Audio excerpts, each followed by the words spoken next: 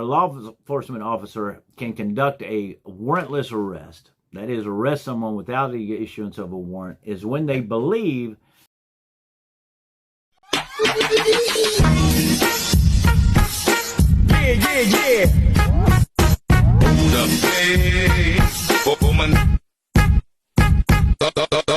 that the person has violated an injunction for protection against domestic violence or dating violence. So in the event, and this is, should be familiar to many of you because you've come over from our friend Jeremy's channel, What the Hales. God bless you, George and Jeremy.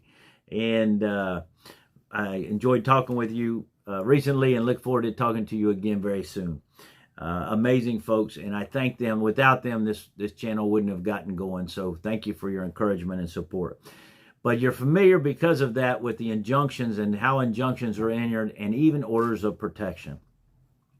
So in the event that a law enforcement officer determines that a order or a violation of an injunction order, or as we saw from Ohio, a civil protection order has occurred, they can make a warrantless arrest. If you go, most injunctions say within 500 feet of this person. If they find you within 500 feet of this person or have evidence to support that, you can be arrested. It's one of the huge reasons that a person should seek to not have an injunction entered against them, because it makes them subject to an arena of an arrest, of a warrantless arrest, where if the injunction doesn't issue, they'd never have. So, of course, there are other sanctions as well. You've heard them over and over again. Loss of your right to the Second Amendment. Observe the Second Amendment by possessing firearms. Right to travel, to go where you want. That's what we were just talking about. So if I have a client that's come to me after ex post facto, maybe they've been arrested for violating an injunction, and they come to me and they say, man, I was at the store first. I was inside the store and she came in, or I was inside the store and he came in, and I didn't do anything wrong. I was just picking up some corn on the cob and a steak for dinner, and the police came and arrested me. Well, the reality is that in Florida, injunctions are one-sided, and because they're one-sided, it's the obligation of the person against whom the injunction has been entered to get away from the other person. I know that sounds a little crazy, and like, if they chase me down the road, do I have to keep running? Yes, that's my advice. However, if they chase you down the road, or they're following you, or they're stalking you, that is, the person who got an injunction against you is harassing you or following you or keep showing up where you are, you have the right to go to the judge and say, they're not afraid of me. They're chasing me all over the place. I was at Walmart and they were there. I was at Disney World and they showed up. I'm telling you, and the judge, a good judge should take that into account or quash the injunction. So it's also a wonderful defense, and I'm just going to get off on this tangent a minute. In the event that someone seeks an injunction against you in the state of Florida, or a civil protection order in the state of Ohio, if they're contacting you after they go and apply for the injunction, after that they're calling you or they're texting you or they're coming by your place, it's important to preserve that evidence because it shows a lack of fear. And one of the requirements is that there be an imminent fear. The court should not issue an injunction in favor of anybody that is not in imminent fear of bodily harm, essentially. So there are limited exceptions, as there are in most everything under the law. So I am speaking in generalities, but I hope that this may provide some information and guidance and help as we work our way through this statute dealing with lawful arrest warrants. So as you may recognize, this really came to the forefront back when I was in law school. So I was in law school from 94 until 97. I actually graduated early, but there was something that went on during that time, and you may recall it. It was the O.J. Simpson trial. So the O.J. Simpson trial, and what happened, this horrible thing that happened to Nicole and to her evident boyfriend, just a true tragedy for sure, but it led to laws across the country being changed, and some of them, in my view, are a little bit extreme. The idea that a person can go and get a warrant just based upon their sworn statement, right? So they go in and they can lie and they can swear under oath that this person did this and did that. And the court is bound, unfortunately, to what they have sworn to. And if that document, called a petition for injunction, is legally sufficient, the court is obligated to enter the injunction without notice to the other party. You know, we all know how important notice is because we've talked about that. We've talked about ex parte communications. So this is one of the exceptions to an ex parte communication, This is one of the exceptions to an ex parte communication is when a person who's seeking an injunction petitions the court for an injunction. The court can read what that person has written, and if it's sworn to, can, based upon that, totally restrict another person's ability to have a gun, to travel, to speak, to do various things, just based solely upon that promise. Now, the good news, at least in Florida, is that a hearing must be held within 14 days, or the court loses jurisdiction over that temporary injunction. Now, of course, there are limited exceptions for that as well. So, let's move along then as we work our way through this statute when it is lawful to arrest without a warrant. And so the next one, not surprisingly, is when law enforcement believes that an act of domestic violence has occurred. Okay, so obviously we've already covered if law enforcement it witnesses a battery, one person committing a battery or an assault on another person, they can arrest them. But even if they don't witness it, if it's a domestic violence situation, and domestics basically anybody you live with, any family member, could be mother, father, wife, girlfriend, anybody living under the same roof, even siblings. If law enforcement shows up and they believe that a person has committed an act of violence against a family member or even somebody living under the same roof, they can arrest without a warrant. Now, this, I believe, also was a reaction to what happened out in California between OJ and Nicole. But if you think about it, what else could you do, right? So the problem is cases where it's not clear who committed the offense. And again, if you'll go back to Jennifer's story, you'll see in that case, the officer went and arrested both of the people. And I talked in that episode about the fact that it's never in the best interest of the state to arrest both individuals accused of a domestic violence, because what it indicates is that the officer doesn't know who started it. He doesn't know who the aggressor is. And if he doesn't know who the aggressor is, how in the world would the state ever prove beyond a reasonable doubt that who the aggressor was? Who was the person that caused that started the fight, if you will, that hurt the other person?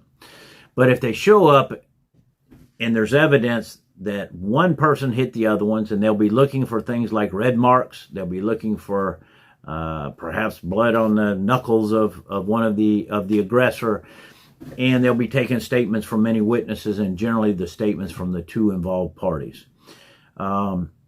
Sometimes can be a very difficult case for the state to prove because it's frequently a he said, she said.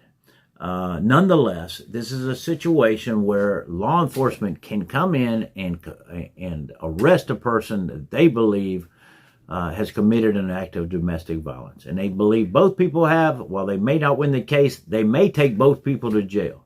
Now, one thing it assures is that there's not going to be any more violence between those two people that night if one or both of them are arrested. And I think that's really the intent behind the law, is let's make sure whatever these hotheads have got going on doesn't go any further than it already has. And, frankly, nobody wants that. I've run into a lot of situations where I've had people come to me after the fact and said, Mr. Feather, I don't want him or her to go to jail. I don't want them to be prosecuted. I'm so sorry that I called the police. I should have never done that. So let this be a caveat. Unless you want the other person arrested, do not call the police. Okay? In a domestic violence situation, 9 times out of 10, if the police are called, an arrest is going to be made. It's just the way that it is. So you might ask, so what can you do after the fact? Well, the reality is, when I was an assistant state attorney, if a victim came in and they asked me to drop the charges, I don't want to pursue it, he's a good man, or in any given case, whether the initiator may be the man or the woman, okay? And I think that law enforcement must have a difficult time finding out as well.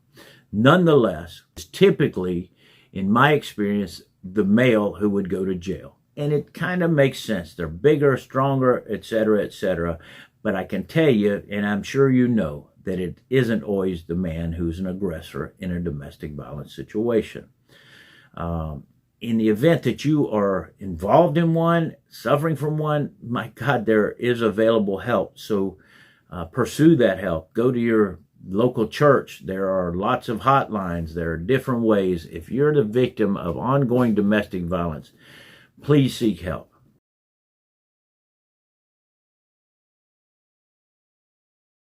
So back to the idea of when a victim comes into the office, comes into the state attorney's office, when I was an assistant state attorney, and she says, I want to drop the charges. It was my policy, generally speaking, in most always, to dismiss the charges upon their request. However, if they were ever the victim a second time, I would decline to dismiss the case if I could prove it.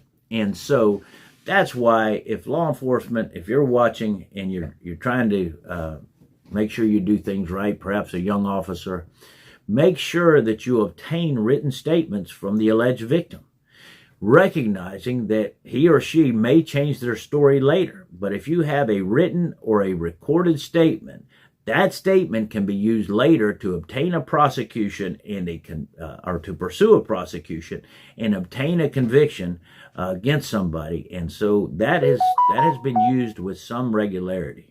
So another basis that authorizes a warrantless arrest is, and we'd all agree, child abuse.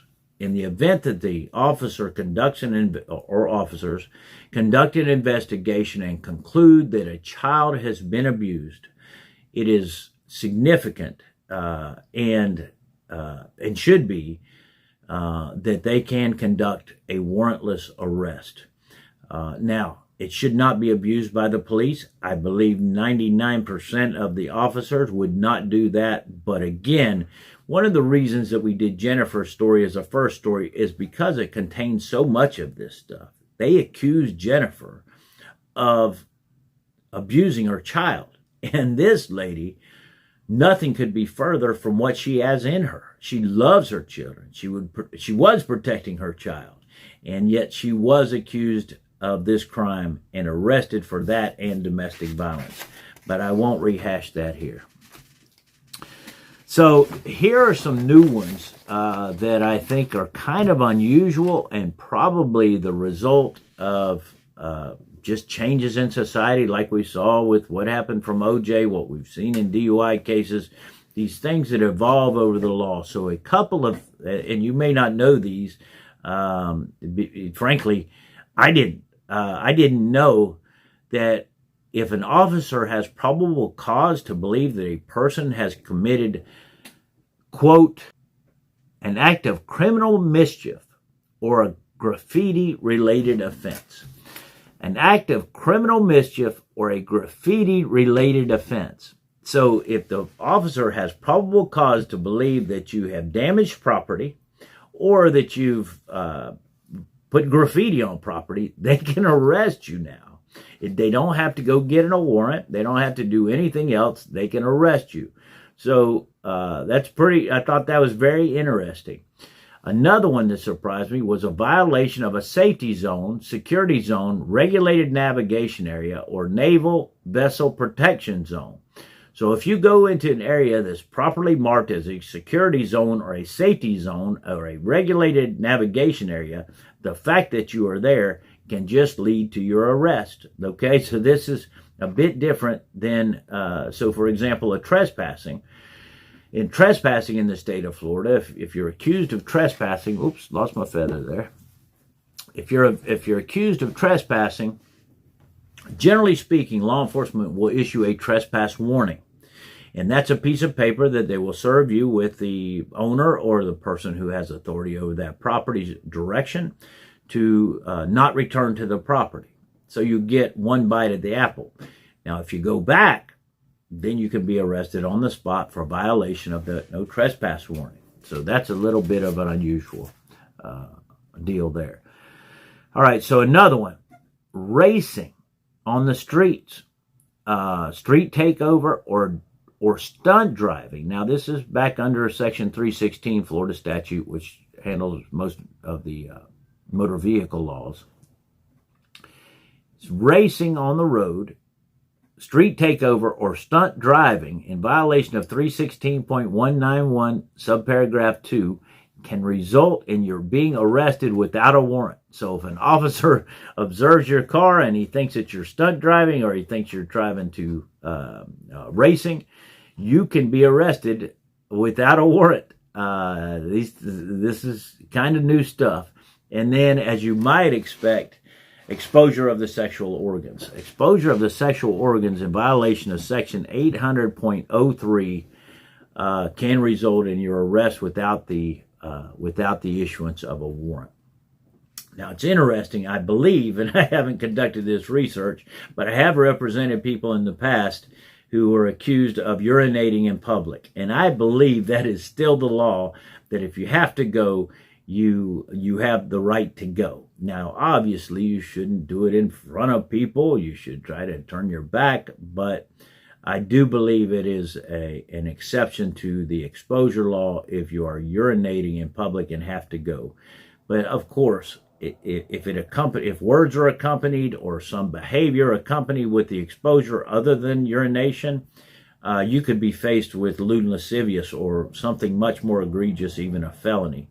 But exposure of sexual organs as public is a warrantless arrest offense. So don't do it unless you absolutely have to. Okay, so those I went beyond what the initial subject matter was, and I hope, however, that you found it informative. There are some other very minor, limited exceptions to when an officer can conduct an arrest of a person when they don't have a warrant, but that covers the main ones, the most of that would apply in most circumstances. So I just want to take another moment to tell you how grateful I am that you would find it, particularly if you're watching this late in the video, worthy of your time to spend it with us. As you know, it is our desire here to gain funds so that to raise money so that we can support ministry, missions in Africa, in the Philippines, locally, and other places that we don't even know about yet. So again, we're so grateful for the gift that God has given us with knowledge, some knowledge of the law, some experience that that apparently you're finding worthy of your time and attention. And just thank you so much. Thank you so much for tuning in. Seven has stepped away, but I'll ask Elsie to put up a picture of her as we continue to ask God's blessings on your life and on those that you love and those that they love. Thank you so much for tuning in. And please, if you will, share this, like, subscribe, share, comment, all of that stuff that is so new to me. Mine today, Larry Foreman, great guy, the DUI guy. If you haven't liked and subscribed, go check out Larry. But he's a wonderful guy, and we were just talking about the amazing success that this channel has had in such a short period of time. Kudos to, of course, Jeremy, George, Tug, the Umbrella Guy, Megan Fox, Legal Vices. Thank you, man. I appreciate what you're doing out there. I tell you, we've got a whole kind of a network of people that seem to love each other and seem to stand for what's good and what's right. And, it's my prayer that in time that, maybe we'll get together. But, I think there's kind of a group that really wants to do good for the world, for the kingdom, that love other people. And then I think there's kind of a dark net, what do they call it? I don't know, something not so good, of people that are trying. Well, there's nothing unusual about that, but I'm talking about YouTube legal channels. So there seem to be some haters out there that want to kill, steal, and destroy. And there are other people who want to bring light and love and positivity. And so I'm glad to be on that side. I wish harm to no one. I wish blessings to all.